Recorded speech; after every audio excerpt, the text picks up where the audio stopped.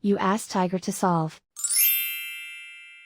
This deals with linear equations with one unknown. The final result is q equals 3.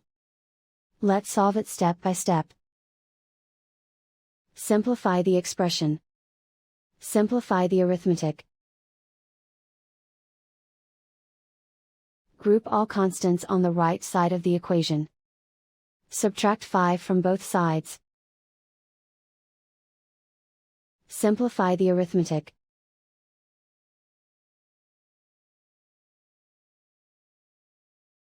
Isolate the q. Divide both sides by 4.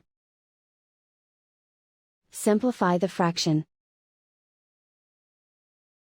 Find the greatest common factor of the numerator and denominator. Factor out and cancel the greatest common factor. And so the final result is q equals 3.